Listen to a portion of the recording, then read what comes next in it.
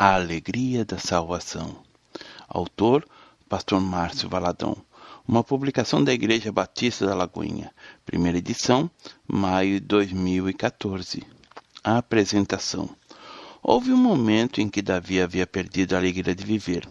Estava sendo consumido pelo remorso e pela culpa, e sua oração foi apenas uma, dizendo assim: restitui-me a alegria da tua salvação e sustenta-me com um espírito voluntário.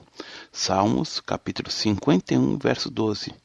Restitui-me a alegria, o prazer, o gozo da salvação. É possível perceber quando um casamento está doente pelo fato de um dos dois cônjuges se entristecer no momento de voltar para casa. Isso pode ser um dos motivos de os bares estarem quase sempre muito cheios.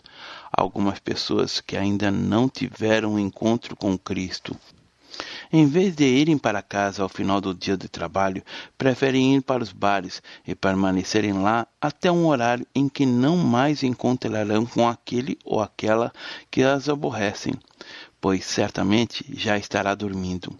Tudo isso porque a casa deixou de ser prazerosa e escolheram ficar do lado dos colegas do que do lado da família.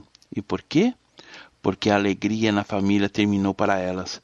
Se perdemos a alegria, ir aos cultos passa a ser enfadonho, entregar os dízimos se torna algo terrível. Mas quando o nosso coração passa a viver o contentamento da salvação, a alegria extravasa não somente em palavras, mas por meio de atos. Em toda a nossa vida haverá um brilho no olhar, e só de ouvirmos o nome Jesus, a adoração será intensa e a leitura da Bíblia um prazer. Como viver a alegria da salvação? Como viver a alegria da salvação?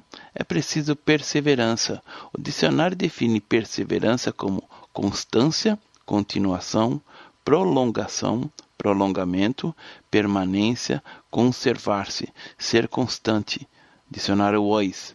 Perseverança é a nossa condição de estarmos seguros em Cristo Jesus até que Ele volte, ou até que tenhamos o privilégio de irmos ao encontro dele. É sempre, todos os dias, e não apenas aos domingos. Perseverança é algo constante. Deus é perseverante, é constante. Ele não mudará jamais as suas promessas, e sim cumpre cada uma delas, conforme registrado em 1 Reis, capítulo 8, verso 56. Bendito seja o Senhor, que deu repouso ao seu povo de Israel, quando tudo o que prometera. Nenhuma só palavra falhou de todas as suas boas promessas, feitas por intermédio de Moisés, seu servo. Esta promessa é para mim e para você. Está escrito que nenhuma das promessas falhou de todas as suas boas promessas. Muitas vezes achamos que as promessas do Senhor estão demorando a serem cumpridas, mas Deus não retarda suas promessas, ainda que o tempo dele seja diferente do nosso. Não adianta você querer ser avô hoje, se o seu filho tem apenas 8 anos de idade, ou seja, há um tempo de maturação. Todas as promessas do Senhor têm o sim e o amém, mas elas também têm o tempo do Senhor. Em Ezequiel, capítulo 12, verso 25, temos o mesmo princípio descrito acima. Diz assim: porque eu, o Senhor, falarei, e a palavra que eu falar se cumprirá e não será retardada. É como se Jesus estivesse juntando tudo isso em um único versículo. Em Mateus capítulo 5, verso 18, o Senhor diz: porque em verdade vos digo, até que o céu e a terra passem, nenhum i ou tio jamais passará. Tome posse dessa palavra para a sua vida, para a sua família, até que tudo se cumpra na minha vida, até que tudo se cumpra na minha igreja, até que tudo se cumpra na minha família. Todas as palavras do Senhor têm o sim e o amém. Está em 2 Coríntios capítulo 1, verso 20. Perseverar. Primeiro, Deus nos guarda em meio à tribulação. Deus nos guarda em meio à tribulação. Todos nós estamos sujeitos a passarmos por tribulação, por um tempo de provas. E muitas vezes, diante da prova, muitos têm tendência de desanimar. É muito fácil perseverar num tempo cheio de abundância, mas o desafio é perseverar também no tempo de tribulação. Do início ao fim do livro de Jó, parece que há somente provas e tribulações. Jó poderia não entender absolutamente nada, mas tudo na vida é como termina, é o que conta. Quando olhamos para a vida de Jó, vemos que ele perseverou até o final, e tudo que perdeu foi restituído em dobro. Até mesmo a quantidade de filhos ele recebeu em dobro. Veja Jó, capítulo 42, a partir do verso 10, que diz assim: Mudou o Senhor a sorte de Jó, quando este orava pelos seus amigos, e o Senhor deu-lhe o dobro de tudo o que antes possuíra. Então vieram a ele todos os seus irmãos, e todas as suas irmãs, e todos quantos dantes o conheceram, e comeram com ele em sua casa, e se condoeram dele, e o consolaram de todo o mal que o Senhor lhe havia enviado. Cada um lhe deu dinheiro em um anel de ouro. Assim, abençoou o Senhor o último estado de Jó mais do que o primeiro, porque veio a ter 14.000 ovelhas, 6.000 camelos, 1.000 juntas de bois e 1.000 jumentas. Também teve outros 7 filhos e 3 filhas. Chamou o nome da primeira Gemima, o da outra Késia, e o da terceira Queren-Hapuque. Em toda aquela terra não se acharam mulheres tão formosas como as filhas de Jó, e seu pai lhes deu herança entre seus irmãos. Depois disso, viveu Jó 140 anos, e viu a seus filhos e aos filhos dos seus filhos, até a 4ª geração. Então morreu Jó, velho e farto de dias, que está em Jó, capítulo 42, versos 10 a 17. Em 2 Timóteo, capítulo 2, verso 11 a 13, está escrito: Fiel é esta palavra, se morrermos com ele, também viveremos com ele. Se perseverarmos, também com ele reinaremos. Se o negarmos, ele, por sua vez, nos negará. Se somos infiéis, ele permanece fiel, pois de maneira nenhuma pode negar-se a si mesmo. Se já morrermos com ele, também viveremos com ele. Pode parecer tão estranho isso, mas você sabe quando começa a vida cristã? No momento que abrimos o nosso coração e proclamamos Jesus como Senhor e Salvador. Ele entra em nossa vida e recebemos salvação. Salvação é aquilo que Jesus conquistou na cruz por nós. Você se lembra do seu batismo? Provavelmente a água o cobriu nesse grande momento, e podemos dizer que o gesto de ser imerso na água é como a identificação como Jesus. E porque quando foi batizado a água o cobriu, você se identificou com Jesus na sua morte, creu que estava morrendo nele. Quando ele foi sepultado, você foi sepultado com ele. E quando ele ressuscitou, foi ressuscitado com ele, ao se colocar de pé após o batismo. Todo o simbolismo do batismo repousa na nossa identificação com Jesus e sua morte, em seu sepultamento e sua ressurreição. Por isso, está escrito que fiel é esta palavra. Se já morrermos com ele, também viveremos com ele. Não vamos viver com ele só depois que formos para o céu. No céu, não teremos lembrança de nada na terra, porque as primeiras coisas irão passar. Será uma realidade muito diferente. A borboleta não tem nenhuma saudade do tempo que era lagarta. No céu, estaremos vivendo uma realidade plena e absoluta. A palavra diz ainda: se perseverarmos, também com ele reinaremos. 2. Deus cumpre o que promete. Não é a confiança em nossa capacidade de fazer obras que nos mantém salvos, mas a nossa perseverança, a nossa capacidade de vivermos com Jesus. É confiarmos que Deus não nos enganará de maneira alguma, pois não é como nós, seres humanos, conforme registrado em Números, capítulo 23, verso 19. Deus não é homem para que minta, nem filho do homem para que se arrependa. Porventura, tendo ele prometido, não o fará? Ou tendo falado, não o cumprirá?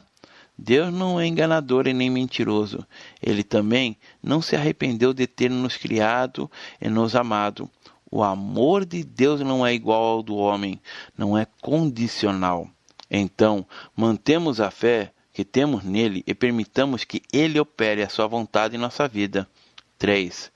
Vivendo o resgate da alegria de ser crente. A restituição da alegria de ser crente começa com a perseverança. Em Romanos capítulo 14, verso 4, está escrito: Quem és tu que julgas o servo alheio? Para o seu próprio Senhor está em pé, ou cai, mas estará em pé, porque o Senhor é poderoso para o suster. A alegria da salvação é a alegria da vitória, é termos prazer em Deus, de sermos realmente fonte de alegria.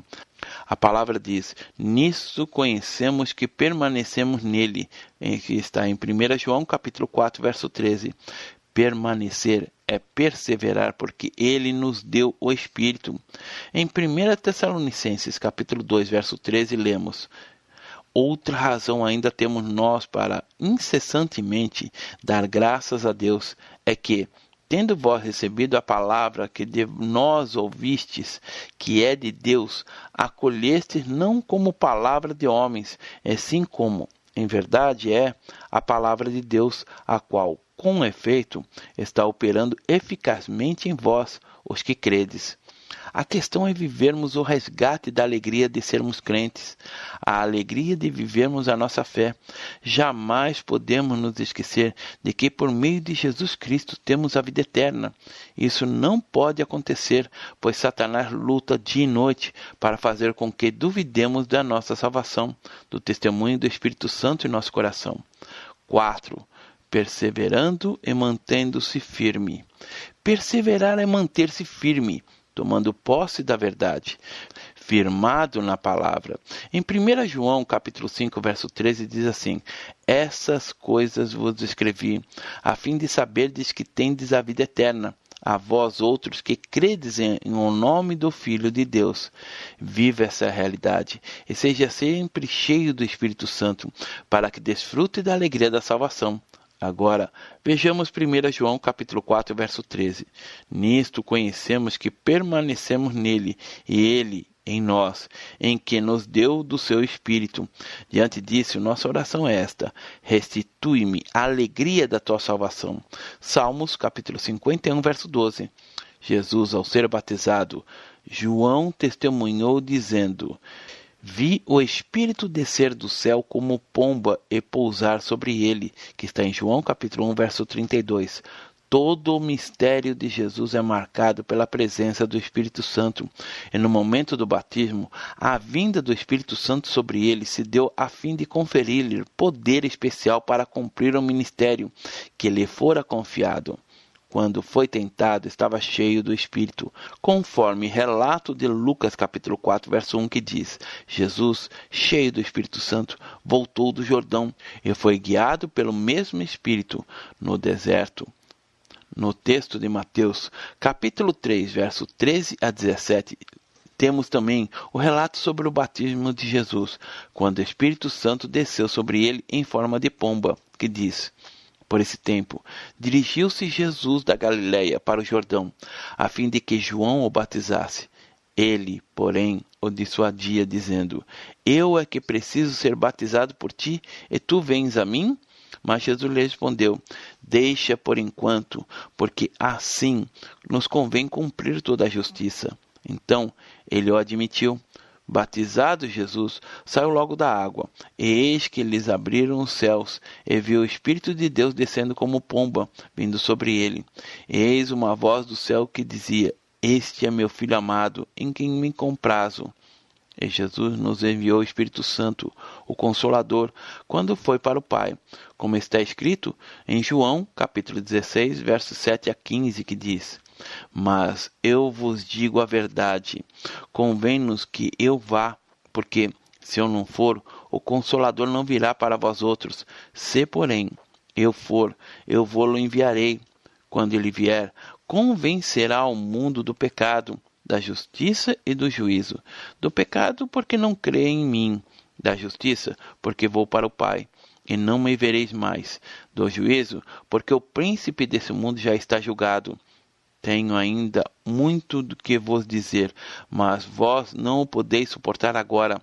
Quando vier, porém, o Espírito da verdade, ele vos guiará a toda a verdade, porque não falará por si mesmo, mas dirá tudo o que tiver ouvido e vos anunciará as coisas que hão de vir.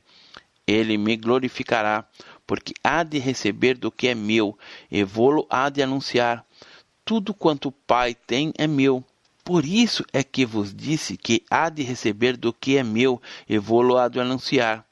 Todas as vezes que deixamos de ter a atitude de cordeiro, que pecamos, é como se a pomba fosse embora, saísse de nós. Por isso, a palavra nos ensina a não entristecermos o Espírito Santo, que está em Efésios capítulo 4, verso 30.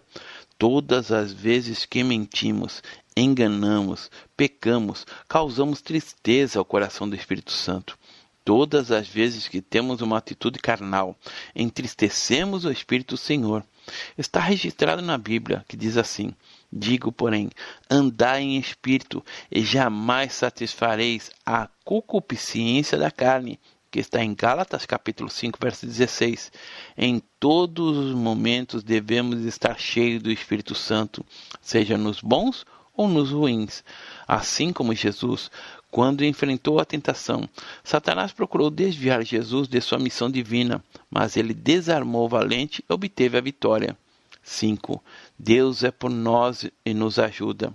Nenhum poder externo pode nos separar de Deus. Por isso, podemos perseverar, proclamar e viver a realidade que está escrita em Romanos capítulo 8, versos 31 a 39. Que diremos, pois, à vista dessas coisas? Se Deus é por nós, quem será contra nós? Aquele que não poupou seu próprio filho, antes, por todos nós o entregou.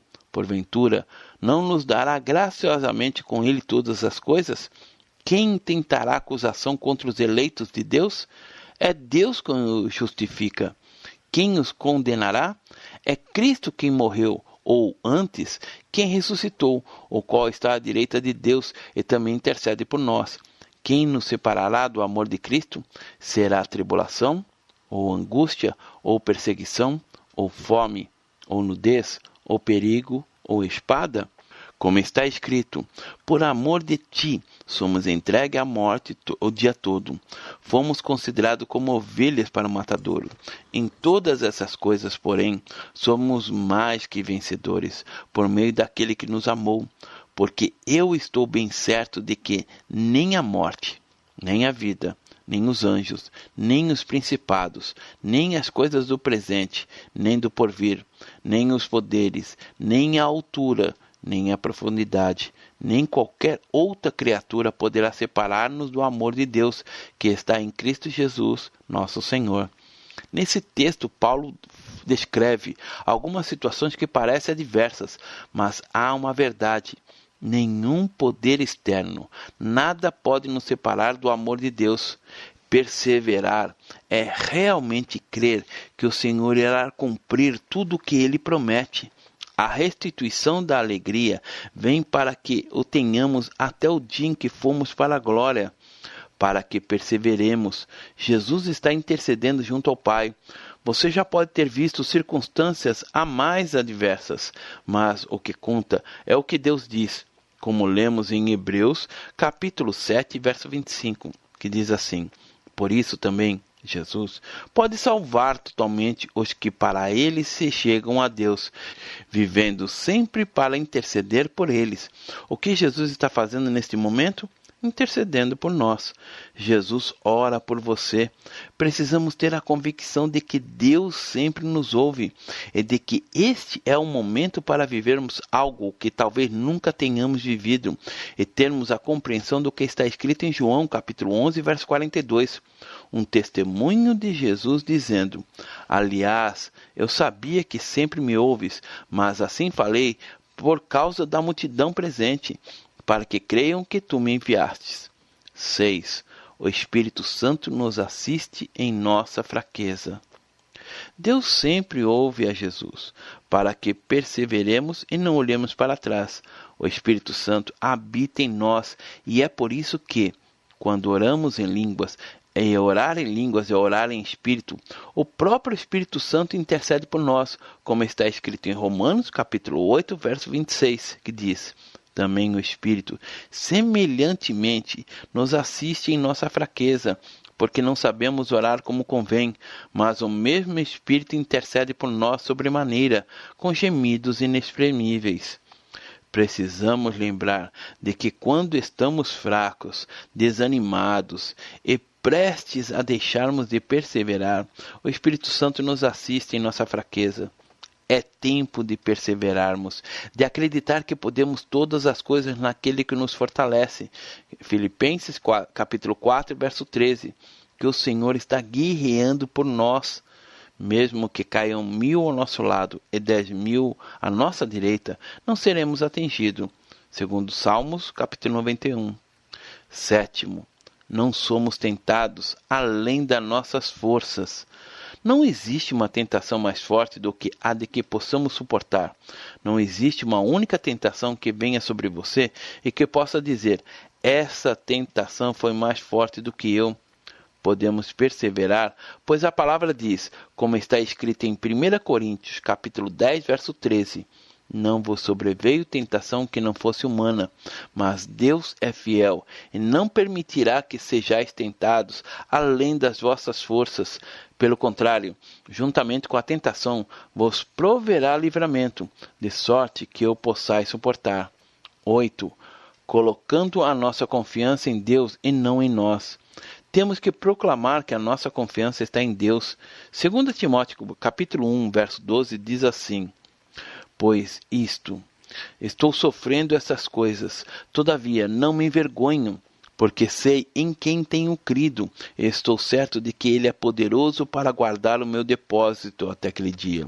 O nosso depósito, o nosso tesouro, é a nossa salvação, é a nossa comunhão com o Senhor, é a alegria de ser crente, perseverar confiando não na nossa força, mas colocando a nossa confiança no Senhor.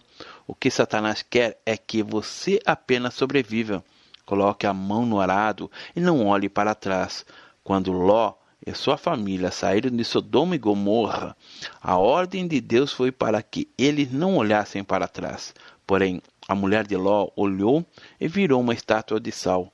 Não deseje que isso aconteça com você. Não pereça, avance. Que você possa dizer ao final, parafraseando, combati o bom combate, completei a carreira, guardei a fé, perseverei e cheguei até aqui. Deus é poderoso para nos guardar, baseado em 2 Timóteo, capítulo 4, verso 7. Judas escreve, e é Deus falando nos 2 últimos versículos da sua carta. Ora, aquele que é poderoso para nos guardar de tropeços e para vos apresentar com exultação, imaculados diante da sua glória, ao único Deus, nosso Salvador, mediante Jesus Cristo, Senhor nosso, glória, majestade, império e soberania antes de todas as eras, é agora, por todos os séculos. Amém. Versos 24 e 25. A palavra diz que Jesus veria o fruto do seu penoso trabalho e se alegraria, baseado em Isaías capítulo 53, verso 11. Quando Jesus o vê vivendo a vida cristã, apaixonado por ele, exulta. Como Deus falou para Satanás, viste o meu servo Jó? Assim também ele olha para nós e diz, veja os meus servos. Isso é Jesus se alegrando conosco. 9. A perseverança vem pela confiança. Estamos vivendo dias perigosos, que cooperam para que sejamos desviados do caminho do Senhor. E Jesus nos fala sobre isso, em Mateus capítulo 24, a partir do verso 3, que diz assim, no Monte das Oliveiras, achando Jesus assentado, quando se aproximaram dele os discípulos, em particular, lhe pediram, dize-nos quando sucederão essas coisas, e qual sinal haverá da tua vinda e da tua consumação dos séculos? E ele lhes respondeu, vede que ninguém vos engane, porque virão muitos em meu nome, dizendo, eu sou o Cristo, e enganarão a muitos. E, certamente, ouvireis falar de guerras e rumores de guerras. Vede, não vos assusteis, porque é necessário assim acontecer, mas ainda não é o fim. Porquanto se levantará nação contra nação, reino contra reino, e haverá fomes e terremotos em vários lugares. Porém, tudo isso é o princípio de dores. Então, sereis atribulados e vos matarão. Sereis odiados de todas as nações por causa do meu nome. Nesse tempo, muitos hão de se escandalizar, trair e odiar uns aos outros. Levantar-se-ão muitos falsos profetas e enganarão a muitos. E, por se multiplicar a iniquidade, o amor se esfriará de quase todos. Aquele, porém, que perseverar até o fim, esse será salvo. E será pregado este evangelho do reino por todo o mundo, para testemunho a todas as nações. Então virá o fim. Mateus capítulo 24, verso 3 a 14. Temos notícias de cristãos sendo mortos, decapitados, pelo único motivo de serem cristãos. O semblante deles era de paz. Vivemos em um país com tanta liberdade, mas muitos de nossos irmãos não desfrutam dessa liberdade que temos. Por causa dessa liberdade, muitos crentes vivem um pseudo-evangelho, um evangelho de troca. Muitos vão para a igreja não por causa de Jesus, mas em busca somente de bênçãos. Tudo gira em torno de ganhar. Vemos igrejas que ensinam as mulheres a fazerem aborto. E os dízimos e as ofertas são para pagar o ensino de que as mulheres devem matar seus filhos antes de nascerem. Tudo isso é errado, é engano. 10. Guardando o nosso coração. Quando vivermos o Evangelho e a alegria da salvação, é preciso guardar o nosso coração.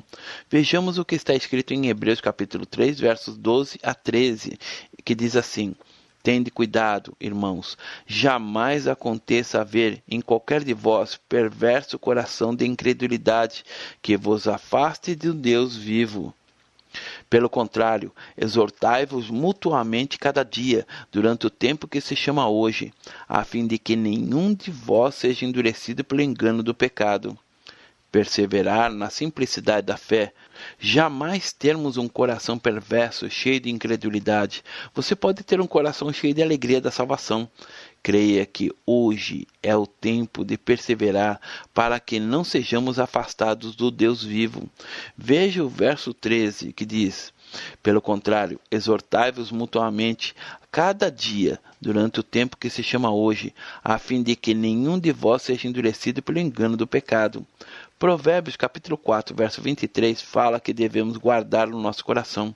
Sobre tudo o que se deve guardar, guarda o coração, porque dele procedem as fontes da vida.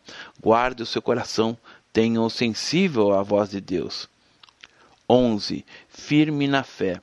Colossenses capítulo 1, versos 21 e 23 nos fala não apenas do desafio, mas da necessidade de todos nós continuarmos firmes na fé. Diz assim: E a vós outros também que, outrora, éreis estranhos e inimigos no entendimento pelas vossas obras malignas, agora, porém, vos reconciliou no corpo da sua carne, mediante a sua morte, para apresentar-vos perante ele santos, inculpáveis e irrepreensíveis, se é que permaneceis na fé, alicerçados e firmes, não vos deixando afastar da esperança do Evangelho que ouvistes e que foi pregado a toda criatura debaixo do céu, e do qual eu, Paulo, me tornei ministro. Esse é o Evangelho de Cristo, e não o Evangelho de água com açúcar, mas sim de compromisso, de entrega. 12. Humilde de coração. Você não pode, de forma alguma, ficar com o sentimento de orgulho. Em 1 Coríntios, capítulo 10, verso 12, diz assim: Aquele, pois, que pensa estar em pé, veja que não caia. Estamos no tempo da entrega, tempo de experimentarmos o que ainda não experimentamos, de vermos o que nunca vimos, de ouvirmos o que talvez nunca tenhamos ouvido, se vivermos a alegria da salvação.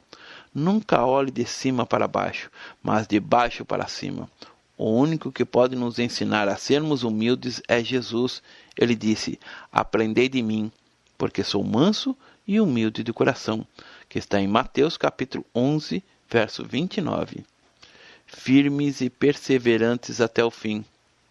Tome cuidado, fique vigilante para que não seja levado pela correnteza.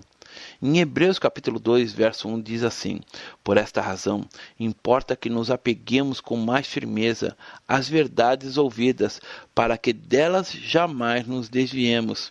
Em Hebreus capítulo 6, verso 11 e 12 diz assim: Desejamos, porém, Continue cada um de vós mostrando até o fim a mesma diligência para a plena certeza da esperança, para que não vos torneis indolentes, mas imitadores daquele que, pela fé e pela longanimidade, herdam as promessas.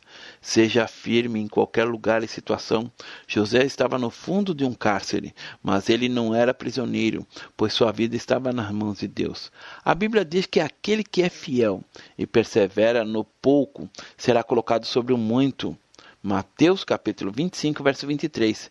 Se você está desempregado e as oportunidades de trabalho não aparecem, não estão lhe agradando, aceite, persevere no pouco, pois você será sal e luz onde estiver. Entenda que trabalhamos não para ganhar dinheiro, mas para estender o reino de Deus. Não existe trabalho indigno, nem melhor nem pior do que o outro. Glorifiquemos a Deus em tudo que fizermos. A restituição não é para vivermos um momento, mas para experimentarmos hoje, a cada circunstância que talvez venhamos a passar, a certeza de que Jesus está intercedendo por nós. Nunca nos esqueçamos disso. Podemos nos esquecer de tudo, mas jamais podemos esquecer de que Ele, Jesus, está à destra de Deus, clamando por todos nós. É Cristo Jesus que morreu, ou antes, quem ressuscitou, o qual está à direita de Deus e também intercede por nós, que está em Romanos capítulo 8, verso 34. Deus abençoe. Pastor Márcio Valadão. Jesus te ama e quer você. Primeiro passo, Deus o ama e tem um plano maravilhoso para a sua vida, porque Deus amou o mundo de tal maneira que deu seu Filho unigênito para todo aquele que nele crê não pereça, mas tenha vida eterna. João capítulo 3, verso 16. Segundo passo, o homem é pecador e está separado de Deus, pois todos pecaram e carecem da glória de Deus. Romanos capítulo 3, verso 23, parte B. Terceiro passo, Jesus é a resposta de Deus para o conflito do homem. Respondeu-lhe Jesus, eu sou o caminho, e a verdade e a vida. Ninguém vem ao Pai senão por mim. João capítulo 14, verso 6.